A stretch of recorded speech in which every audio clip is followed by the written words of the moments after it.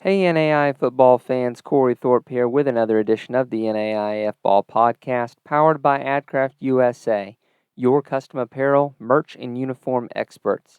Our friends at AdCraft have been with us for many years now. They've run web stores for us multiple times. These guys are NAI fans and family who are experts in the apparel and merchandise world. AdCraft allows you to take the hassle out of ordering. Let their knowledgeable design and customer service staff handle everything from hosting the store online, shipping the product, and helping your customers so you can get back to the game. Find them online at adcraftusa.com. All right, NAI football fans, this is Corey Thorpe back with another edition of the NAIF Ball Podcast, powered by AdCraft Custom Apparel and Merch, best in the business since 1974. Getting to see all the fun stuff for their 50th. It's been a lot of fun. Hit them up for your web store needs, but of course, you don't come to hear me go on and on about them. You want the coaches. And tonight, we've got Steve Ryan. Coach, how's it going this evening? It's going well. Just kind of got through recruiting season, right? And there's just kind of a little law here where, as coaches, you just gotta have to plan your time and be productive with it and get prepared for the next season. You get to breathe a little bit. It's right before spring, right after that real recruiting burst, and you're just like, this is what my family looks like again. Cool. a little bit, yeah. You kind of get that breather, and yeah, I think it's one of the great things about NAI football is it's one of the it might be the only level left that really provides that. So it really is good. So let's look back at the year that was for Morningside. Unfortunately, it's not quite your usual standard, but it's for about 90 other teams in the nation, they'd probably take it. You start out with a big out-of-conference win. You play week 0 at number 7 Benedictine in a rematch of that 2018 national championship game. Talk to us about playing over a Benny to start the season and that fun out-of-conference matchup. Yeah, I think that's a great game, and we're going to play them again this year. It's an outstanding team. I would have to say I'm surprised, not to see them in the playoffs, and it could have been the best defense we saw last year. So it's an outstanding football team. They played, very well. I thought it kind of got us out of the gate good. It was a game that came down to the last play, and I think it gave us a lot of confidence going forward and allowed us to make a quick jump going early on. You then enter into your GPAC schedule, and all's well until late October, early November. You lose a game at Northwestern, and then maybe you let one loss turn into 2 against Dort. Dort gets you there at the end of that game. Talk to me a little bit about getting things turned around after Dort and having to deal with a little bit of a historical run that you don't want to make. Yeah, I mean, we hadn't lost a conference game since 2014. So obviously, that was kind of a change up for us. Let's start with this. Both Northwestern and Dort are outstanding football teams, but the second half of Northwestern and the first half of Dort, we were outplayed significantly. And so for those two halves, we didn't play well, and so found ourselves with 2 losses and also playing on the road against a very good Indiana Wesleyan team. So I thought we played well against Indiana Wesleyan, except for the turnovers we made. So we've got some things we've got to work through there. I was reviewing your schedule last year when I was reminded a little bit of a quote from Star Wars with that Indiana Wesleyan game when Darth Vader faces off in Episode 4 against Obi-Wan Kenobi. He said, "When I left you, I was but the learner. Now I have become the master," with Andrew Rohde topping you there in that Indiana Wesleyan game. Obviously, Coach Rohde had a great squad there in Marion this year. Wow, I can't believe you just put it that way. I sure hope Andrew's not listening. Andrew's a wonderful man, and I'm really proud of him as a coach and who he is as a man. And yeah, we need to play better. I mean, their team played better than ours. We lost to lose the turnover battle to a team of Indiana Wesleyan's quality 4-0. So we were -4 in turnovers, and then have it come down to a field goal at the end of the game. From that standpoint, I was proud of the way our guys kind of fought back and, played hard at the end and played to win. You just can't do those things and expect to win. But let's take a look at your team coming back. You've got a three-headed monster at quarterback coming back with Cash Parker, Lennox Brown, and Zach Chevalier combining for 2,600 yards passing, 22 touchdowns, 14 picks, 63% completion percentage, and Lennox just is your leading rusher and bulldozer there. 1,037 yards, 12 touchdowns on the ground for him. Obviously, you've got Ryan Cole coming back, who almost had 500 yards rushing. You've got Zach Norton coming back, who is almost a 1,000-yard receiver.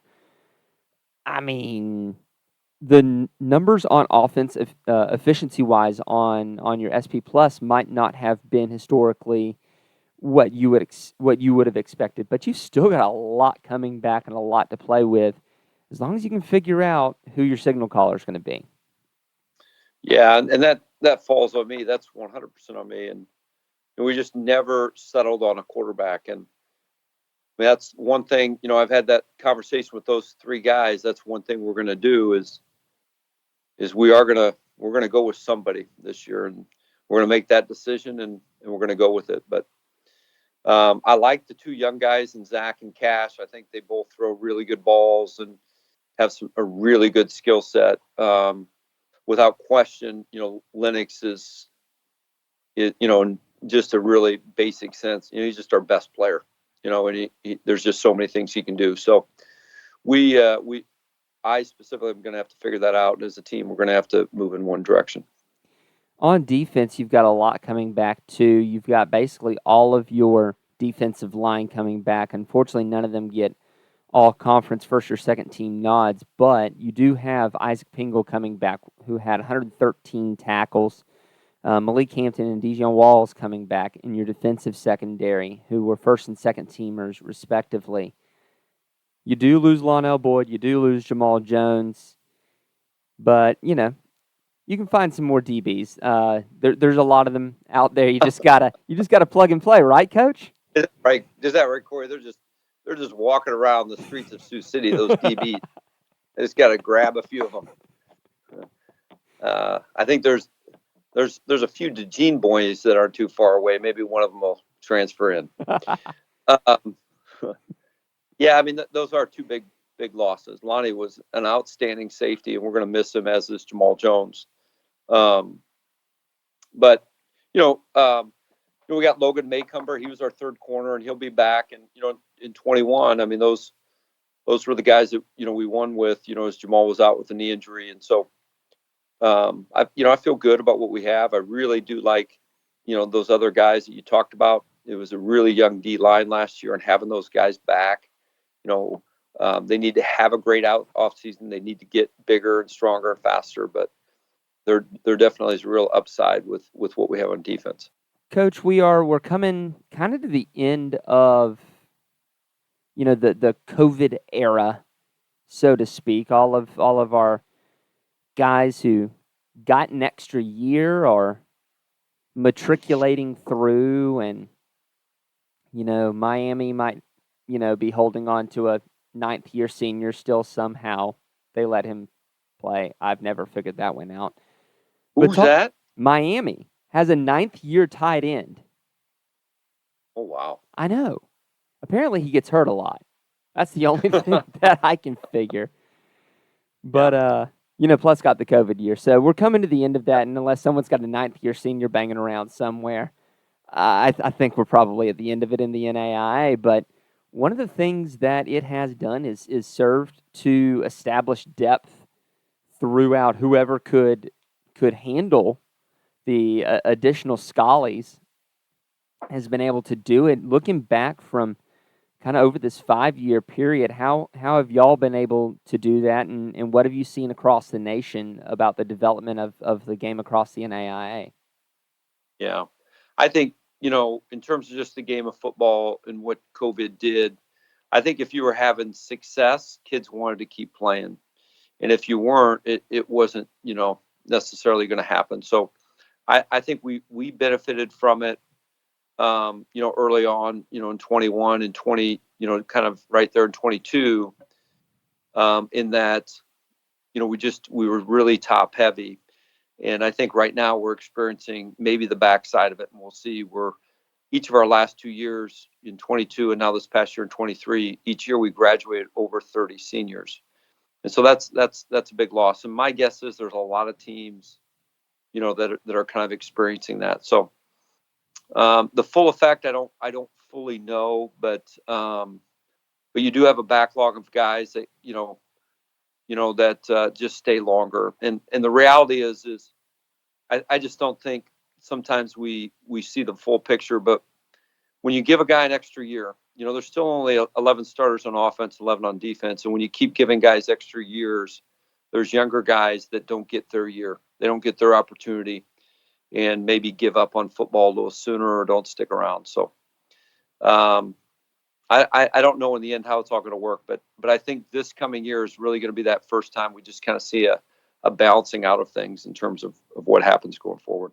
The other option for those players that are stuck behind that backlog, now obviously the NCAA has it, NAIA doesn't, but it's still it's still an outsized influence into college football is the transfer portal, portal thing. How is that affected on a larger scale, the NAIA, even not having their own portal?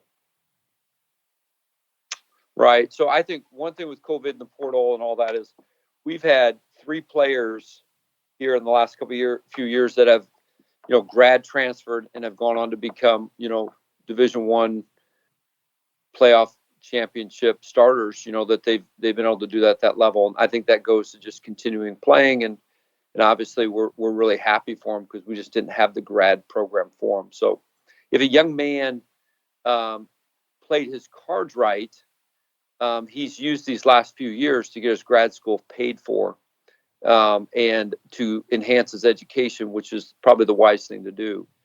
If you're entering the transfer portal, the ugly truth is that I'd say that if you transfer because you're unhappy, you're probably not going to graduate. And so that transfer portal is going to have a real effect on things. And I just think it's slowly moving down to our level. Right now, we really haven't seen an effect from it. I think our guys are happy with Morningside and are staying at Morningside, but it's definitely going to work its way down. I don't know how it works for teams in terms of getting guys. In other words, people don't enter the transfer portal to transfer down. You never had to enter. You never had a problem with transferring down before the transfer portal. In other words, if a young man played at, let's say, Division I, Iowa State, and he wanted to transfer down to NAI, he always could have done that. He was always permitted to do that. The transfer portal, kids enter the transfer portal because they think they can play at either a higher level or continue to play at Division I. So I don't know if it's necessarily helping the play on the lower levels. Yeah, I mean, for every one Jared Verse from Albany to Florida State that you get, there's 10 guys that go from, say, a Florida State down to, like we saw Rodney Hill go to FAMU, and drop a level. And you see a lot of that as I think, I don't want to say coaches are taking advantage of it in order to process players. Mm-hmm. But I think it's being used as a tool for both ends from coaches to help churn their roster. I mean, you're going to get these guys, and I am a little bit of these old guys and going, well, when I was a youngin', a scholarship was a 4-year commitment. And that runs both ways. Right. So yeah, I don't per se see it as a commitment level. I kind of see it. I think these conversations are lost. I think these are these are things that if people are paying attention have kind of been lost inside the world. The chances of a guy that plays Division III, Division II, NAIA of making it in the NFL are slim to none. So you're playing at that level because you love football and you have an opportunity to play football and get a degree. And this transferring to just play football or this hopes of getting to a next level, it really affects your ability to get a degree, and it really affects the long term. I I think good of the young man. There's something through there's value to working through not playing. There's value through working through difficulty. There's value in saying, hey, I'm going to be a political science major and I'm going to stick it out at this school for 4 years and I'm going to get a good degree, and in the process I'm going to get to know the faculty. I'm going to they're going to give me opportunity at good internships. They're going to give me opportunities at good jobs as I come out. But odds are, statistics say you transfer once, you've got less than 50 chance of graduating. You transfer twice, you probably aren't going to graduate. Well, okay, us encouraging kids to do that means we are encouraging them to not graduate. And I'm just giving another side of things. I'm not trying to say, I'm just giving another side. So I think you just have all that aspect. And I think one of the things that just kind of show the ugliness of it, 10 years ago, we would be talking about graduation rates. Mm-hmm. Yeah, what's the graduation rate at X or Y school? We don't talk graduation rate anymore. And that probably tells you that people just don't seem to care. Yeah, I mean that's a point. I mean you've got, yeah, it is. We are starting to see the ugly underside of it as we get deeper into it, and it's just becoming more and more prevalent, and we're losing a little bit of that innocence of collegiate football as a purely, and it probably never was, but the way that we viewed it was as an innocent sport, a sport that is able to stay away from the NFL's money grabbing, but with NIL and the transfer portal, we do see that a little bit, and yes, is NIL, should we have been able to do that long ago? Yes, because then we would have had better sense with it than we would have been able to do now. But on the whole, I tell you this, I would rather watch NAIA football as football in a pure form than I would rather watch even a national championship of FBS football, because it's just a different it's a different sport, and it's got kind of that stain of money on it. Yeah. Now, if Morningside wants to pay me more, we're both in agreement. We're going to let them do that. Absolutely. But, hey, I played small college football, and so one of the reasons I love it is I look back, even here I am as old as I am. I mean, I just made amazing friends playing college football and sticking it out for 4 years. I'm blessed to have played for J.R. Bishop and what he taught me and that relationship, and I was by no means a star, nor was I always a starter. I spent my time on scout team and still love my teammates. And when you transfer and you move around, you just miss out on some of that, and that's just you're trading one thing to live for another, and you just kind of gotta figure it all out. And I think by and large on the NAI level, the NAI, the NIL, the name, image, likeness, and the transfer portal have had very minimal effect.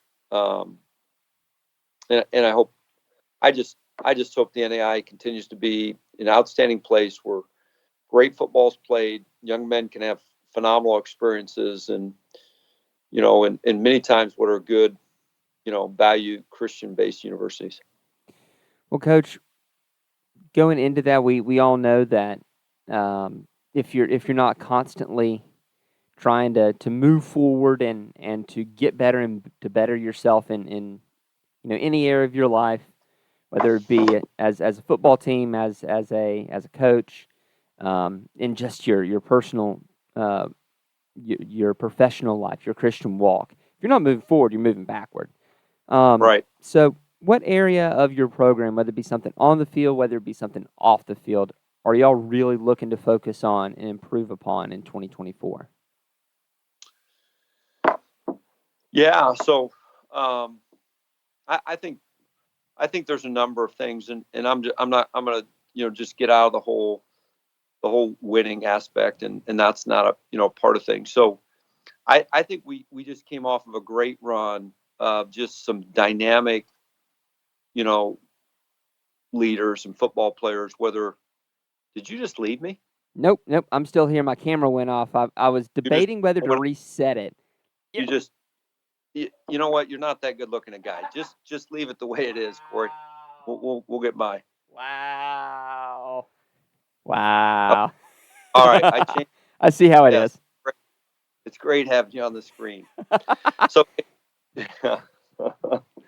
so we do a lot of off the field things. We talk a lot about manhood. And so, this spring we're going to Uganda with 15 players, and we're going down to Rolling Forks working on that hurricane. So every time we get a changeover in leadership, just in terms of what we talk about in terms of making a difference with your lives and how we reach out inside of some of our service projects, it's a different groups of guys. So, we just got a different group of leaders that kind of have us working maybe with some slightly different organizations. And that's, refreshing for me. It's exciting for me.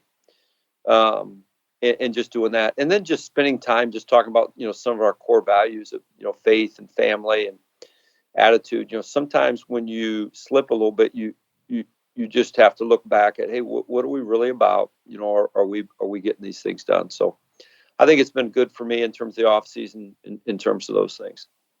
Well, Coach, we're looking forward to, the GPAC as a whole, seeing what Morningside has to offer in 2024. We know that it's going to be a fun year.